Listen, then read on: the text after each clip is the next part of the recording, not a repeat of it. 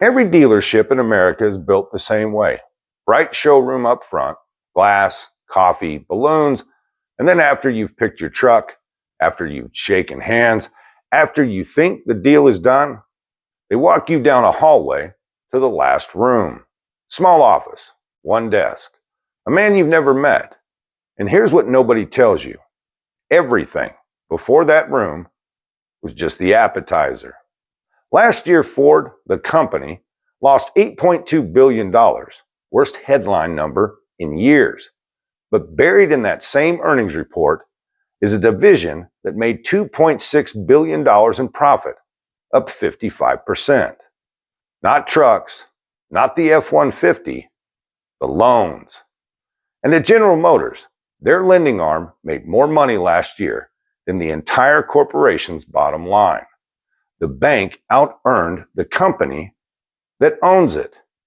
By the end of this video, you'll know why the finance office is always the last room, what the words buy rate mean, words they will never say in front of you, and why, when you drove your truck off that lot, you had it backwards. The truck isn't the product. You are. I'm the highwayman. Let's get into it. Quick callback. Last video I showed you a man who lost his truck and still owed 18 grand. Today you find out why that math works for them. If you haven't seen that repo video, link below in the description. This is where that money actually goes. Open Ford's own books. Full year 2025 filed with the SEC. Ford reports in segments. Ford Blue, that's the gas and hybrid retail business. Your F-150, your Bronco, your Maverick, did $101 billion in revenue and earned $3 billion. Do that math. 3 cents of profit on every dollar. $100 billion of iron moved through factories, dealerships, and driveway lots for 3%. Now, Ford Credit, the lending arm. No factories, no steel, no paint shops. Earnings before taxes, $2.6 billion, up 55% in 1 year. First quarter of this year, another $783 million, up again. Sit with that. The division that lends you the money earns almost as much as the entire consumer truck and car operation. The $100 billion side of the business and the paperwork side of the business finished the year neck and neck. One of them has 100,000 employees bending metal. The other one, well, they've got a spreadsheet and maybe your signature. Now GM, because this isn't a Ford problem alone. It's the whole industry's business model these days. GM's financial 2025, $2.8 billion in adjusted pre-tax earnings on $17 billion in revenue. Meanwhile, GM's total net income for the year, the whole company, every Silverado, every Sierra, was $2.7 billion. Now, accountants will tell you those are two different kinds of numbers. And they're right, kind of. GM took huge one-time EV write-offs that crushed the bottom line. But the headline stands on their own filings. The loan division's operating profit was bigger than the entire company's net income. And one more number, because it tells you what the companies really are. GM Financial carried an average of $116 billion in debt last year, funding its loan books. That is not a car company with a financial department. That is a bank with a hood ornament. Here's the part they don't teach you. This was never a side hustle. It's the original invention. 1919, General Motors created GMAC, the General Motors Acceptance Corporation. Before GMAC, you bought a car, well, you bought a plow, cash saved up. Henry Ford hated debt, famously wouldn't finance his customers. GM looked at that and saw the opportunity of the century. They realized the way to sell more cars than Ford wasn't a better car, it was a better payment. It worked so well that Ford, the company, built by a man who despised borrowing, surrendered. Ford Motor Credit, 1959. Every major automaker followed. The industry called them captive lenders. Captive, their word. Ask yourself, who's captive in this arrangement? And once the payment became the product, everything you hate about the modern truck market follows like dominoes. Why is every truck loaded with packages you didn't ask for? Because nobody prices a truck anymore. They price a monthly. 66 grand doesn't sound like 66 grand when it's just a payment stretched over 84 months. The loan is the anesthetic. The metal is just what the loan is attached to. Today, about 83% of new car buyers finance their purchase. That's Experian's number from the first quarter of this year. 4 out of 5 new vehicles on your street right now aren't sold. They're lent. Which brings us back to that last room, because the factory bank is only half the machine.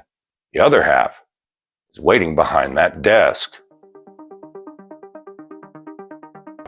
Now, if you've stuck around for this long, this section is the payoff.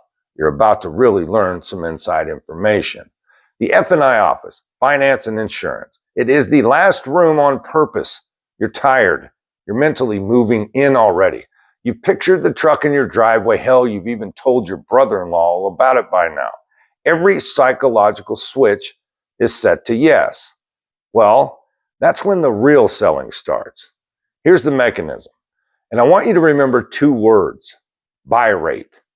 When the finance manager shops your loan around, the lender comes back with a buy rate, the actual interest rate the bank is willing to accept for someone with your credit score.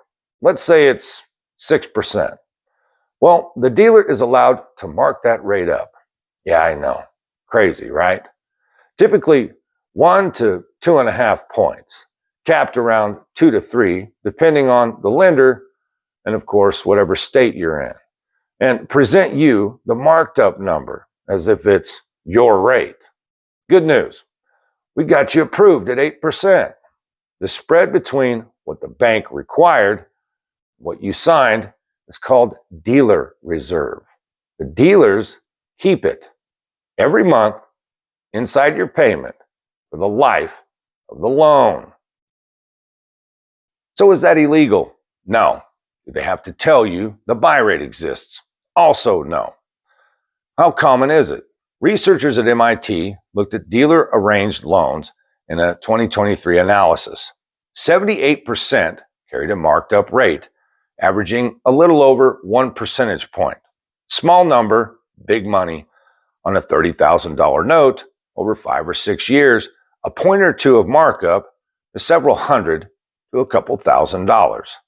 For a phone call you could have made yourself. And the rate is only the opening act. Then comes the products. Extended warranty. Industry data shows markups on those service contracts commonly run for $600 to $2,000 over the dealer's cost. Gap coverage. Over triple or more what your own insurance would charge just to add it. Paint protection, wheel and tire. Every one of them folded into the loan, so you're paying interest on the markup too. Add it up. The big publicly traded dealer groups report about $2,500 of F&I gross profit per vehicle in late 2025, while the front-end gross on the new vehicle itself runs around $3,300. The paperwork room, one guy and a printer, generates 3/4 as much profit as the entire vehicle. And on plenty of individual deals, especially used, that last room out-earns the truck outright. They didn't build that room to do you a favor. They built it because it's the second best margin in the building.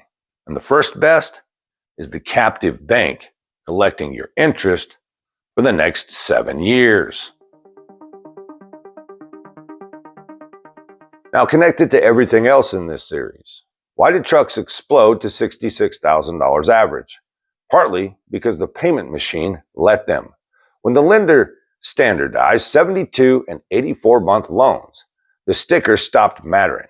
A price that would have laughed a customer off the lot in 2010 became just a $799 a month note. And the finance arm profits more off the bigger note. The lender and the manufacturer are the same company. Higher price, bigger loan, more interest. They win the same dollar twice. Why do base work trims barely exist anymore? Same answer. A loaded Lariat carries a bigger loan than an XL.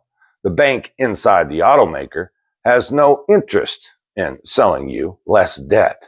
And when it goes wrong, well, you saw in the last video, truck gets repossessed, auctioned for less than the balance, the borrower still owes the gap. The $18,000 hole from the repo video isn't a malfunction of the system. It's the system operating exactly as it was built. The debt was always the product, and the debt survives the truck. Now the straight talk, because I'm not going to pretend this is all a con. Captive lending is why a working man can drive a new truck at all. Nobody's saving 66 grand in cash these days, and the captive can do things your bank can't. Those 0 and 1.9% promo rates you see, that's the manufacturer genuinely eating the interest to move the inventory. A subsidized captive rate can absolutely be the best deal in the room. Dealer arranged financing can even beat your credit union. The dealer shops a dozen lenders at once, and sometimes they'd rather cut the reserve than lose the deal. Rate markup is also legal compensation for real work. Somebody has to run the paperwork. So no, the sin isn't the financing exists. The sin is the dark. They will not tell you the buy rate. They will not tell you the markup. They will not tell you the warranty costs them half of what you're paying. A fair fee negotiated in daylight, that's business. A hidden spread on a tired customer in the last room at 8 p.m., that's not business. That's the racket. Same product, the only difference is whether you can see it. So here's how you beat the last room. 4 moves, write them down. 1, get pre-approved before you shop, bank or credit union. That piece of paper is a loaded weapon. It forces the dealer to beat a real number instead of inventing one. The markup lives on people who walk in naked. Rule number 2, say the words, ask the finance manager out loud, what's the buy rate? They may not answer, doesn't really matter. The question tells them you know the spread exists, and the spread shrinks for people who actually know. All right, rule number 3, one number out the door. Never negotiate a monthly payment. The monthly is where they hide the term, the rate, and every product. Price, then finance separately. Always in that order. Price, then finance, okay? 4, everything in the last room is optional and everything is negotiable. The warranty, the gap. You can say no to all of it. And you can buy gap from your own insurance company Monday for a fraction of the price. Do those 4 things and you just took back the second best profit center in that building. So, the next time you drive past the dealership, the glass, the flags, the 50 trucks lined up nose out, see it for what it is. That's not inventory, folks. That's collateral. Pre-staged loans with paint jobs, waiting for signatures. Ford built a fine truck, but Ford's best product hasn't been a truck since 1959. It's the note in your glove box. 3 cents on every dollar for the metal, the real margin on the money. And if you're wondering how it got this way, why there's no cheap, simple trucks to escape to, That's the next video. There's an $8,000 brand new pickup on sale right now today, and it's illegal for you to buy. That story starts with the Mercedes and ends with the president calling a truck cute. You don't want to miss it. I'm the Highwayman, and I'll see you at the next exit.